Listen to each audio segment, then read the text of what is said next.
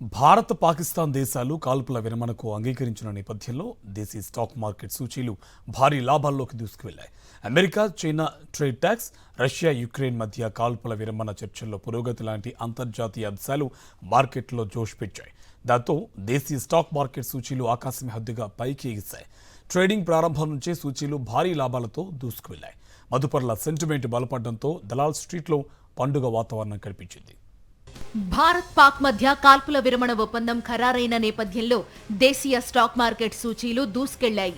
America, China వాణిజ్య చర్చలు, Russia, Ukraine మధ్య కాల్పుల విరమణ చర్చల్లో పురోగతి వంటి అంతర్జాతీయ అంశాలు ఇందుకు తోడయ్యాయి. దీంతో మన సూచీలు ఆకాశమే హద్దుగా పైకెగిశాయి.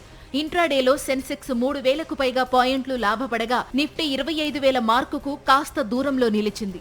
2024 డిసెంబర్ 16 తర్వాత బెంచ్ మార్కు సూచీలు ఈ స్థాయిని అందుకోవడం ఇదే తొలిసారి. మదుపర్ల సంపదగా భావించే బీఎస్ఈలో నమోదిత కంపెనీల మొత్తం విలువ దాదాపు 16 లక్షల కోట్ల మేర పెరిగి 432 లక్షల కోట్లకు చేరింది. భారత్ పాక్ మధ్య కాల్పుల విరమణ ఒప్పందం జరిగి ఇరు దేశాల మధ్య ఉద్రిక్తతలు చల్లారిన వేళ సెన్సెక్స్ ఆరంభంలోనే 80,803.80 పాయింట్ల వద్ద భారీ లాభాల్లో ప్రారంభమైంది. ఆద్యంతం అదే దూకుడు కొనసాగించింది. ఇంట్రాడేలో 3,000 పాయింట్లకు పైగా లాభంతో 82,495.97 వద్ద గరిష్టాన్ని తాకింది. చివరికి 2,975.43 పాయింట్ల లాభంతో 82,429.90 వద్ద స్థిరపడింది. నిఫ్టీ సైతం 916.70 పాయింట్ల లాభంతో 24,924.70 వద్ద ముగిసింది.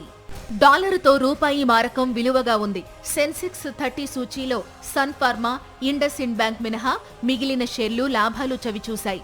Infosys, HCL Technologies, Tata Steel, Eternal, Tech Mahindra షేర్లు ప్రధానంగా రాణించాయి. నిఫ్టీ ఐటీ ఇండెక్స్ ఏకంగా 6.7% మేర లాభపడింది.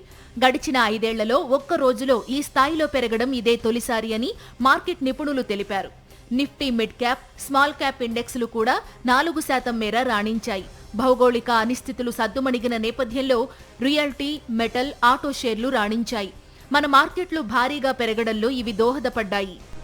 భారత్ పాక్ మధ్య ఉద్రిక్తతల వేళ కూడా విదేశీ సంస్థాగత మదుపర్ల కొనుగోళ్లు మన ఈక్విటీ మార్కెట్లో కొనసాగాయి. ఇవి పాజిటివ్ సెంటిమెంట్కు కారణమయ్యాయి.